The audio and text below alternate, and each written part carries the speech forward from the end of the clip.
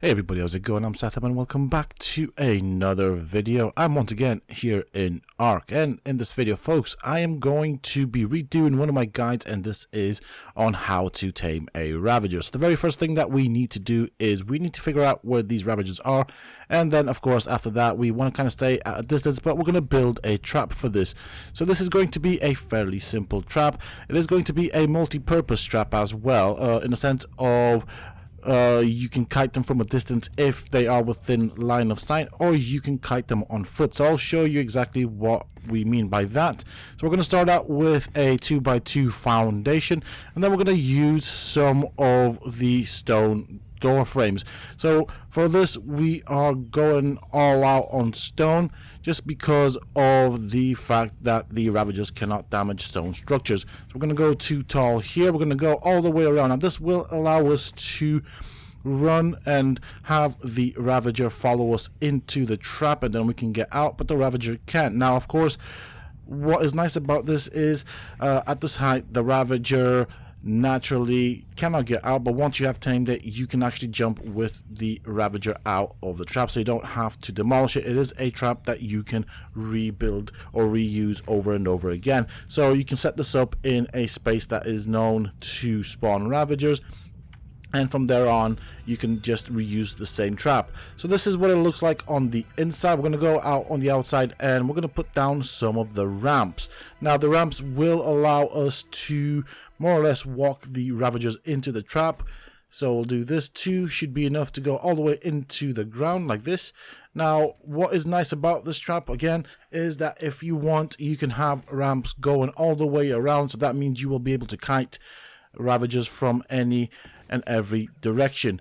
So that is the main trap. Now we do have another option here. Of course we're going to use some pillars, so we're going to set up a little platform.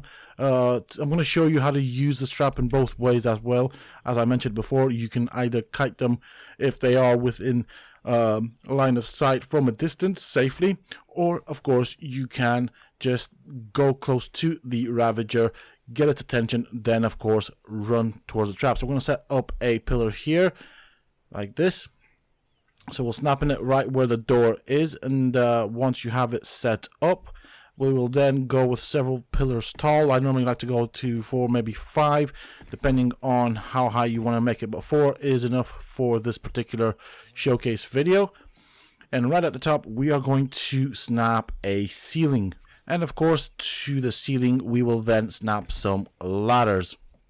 Alright, so now I have the ladders on me. We are going to put them on our hotbar. You can do this in many ways. You can have a ladder coming from this end.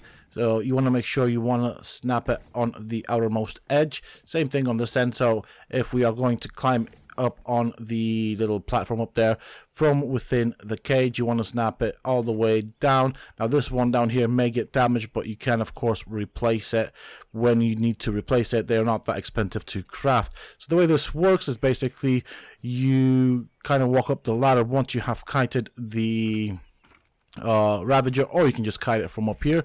Now I know there are some Ravagers around in that direction. Let me see if I can find them, and I know there's a high level one as well.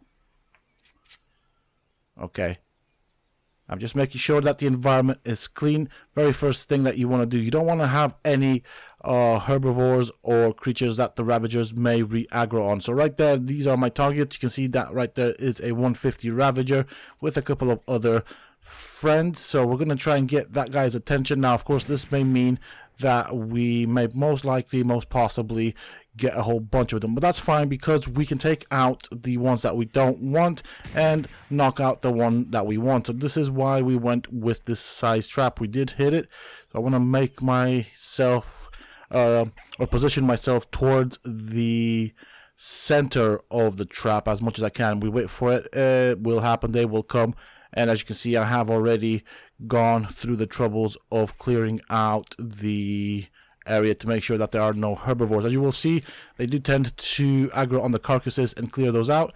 There we go, 2 Ravagers in the trap. I think we have the high level one right here, so I'm going to start pumping it full of trank arrows. This will of course take a while. I am using the basic crossbow and the basic arrows, so trank arrows of course that being, and as you can see it's taken kind of around 100 trank hours to knock it out. It does want to run away, but it can't do that, so it is also safe here in the trap. We're going to wait for it to be knocked out. Once it's knocked out, I will deal with the second Ravager in the trap.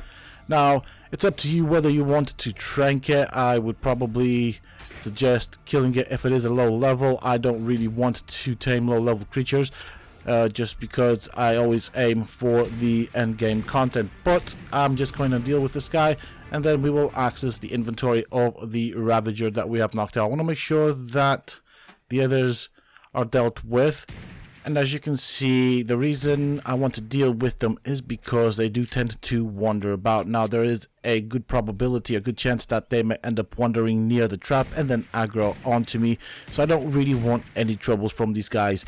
They are lower levels, so I don't really care about taming them, to be fairly honest. And of course, might as well deal with them before they complicate the tame. So yeah, that's my approach to it.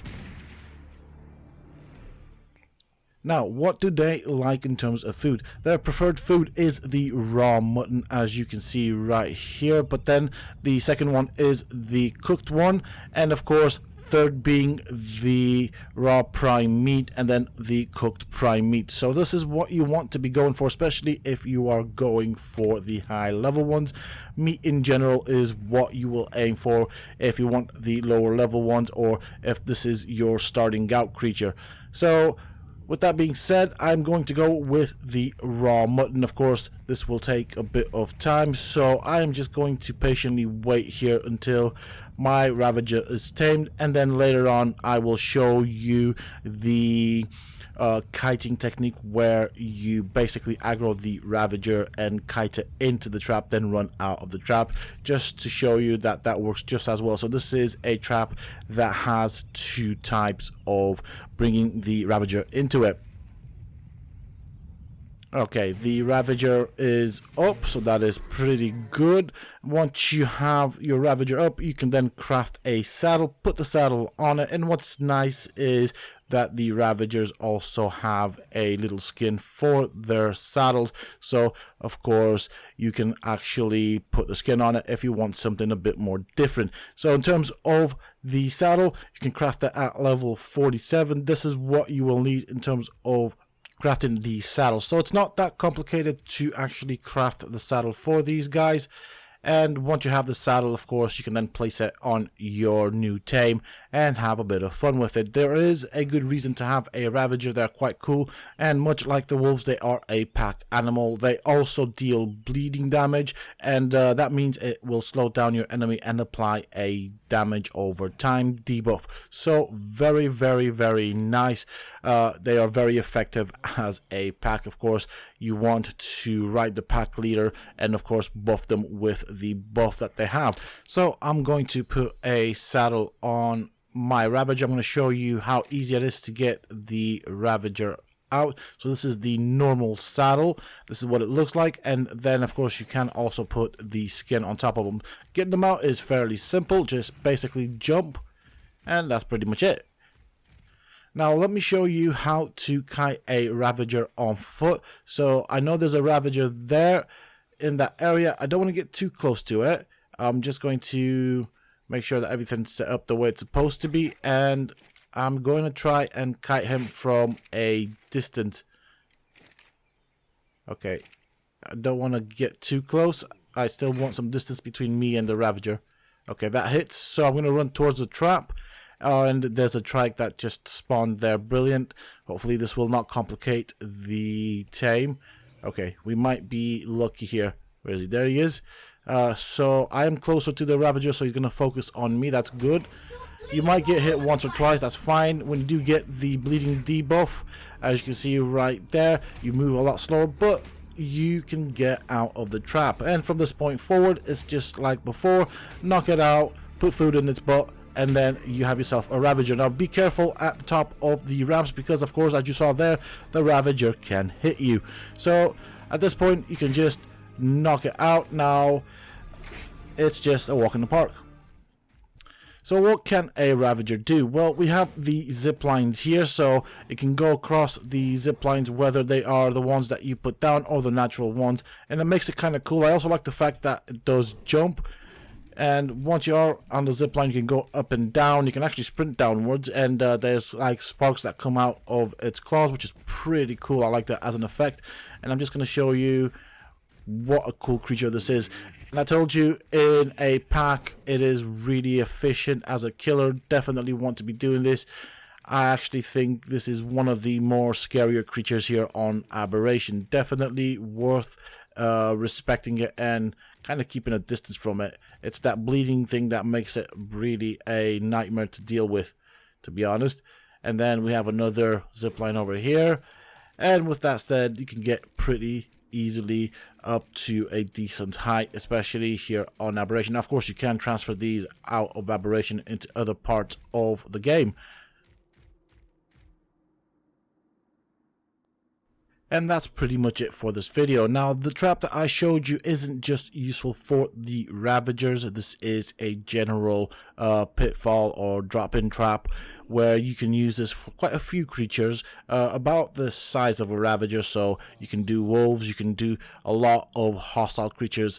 With that being said and done, I do hope that you have enjoyed it. If you have, please don't forget to support me in the channel by hitting that like button, subscribe to the channel if you're new and haven't already for more similar content from myself. And if you have just subscribed, why not check out some of my other videos and guides here on this channel? Who knows, you might just enjoy them. And don't forget to hit that bell icon so that you get notified when I upload new videos and content to the channel. Also, for those interested, you can always find me on the Sethtopia Discord. Links, of course, you can find down below in the video's description. And until next time, stay safe, folks.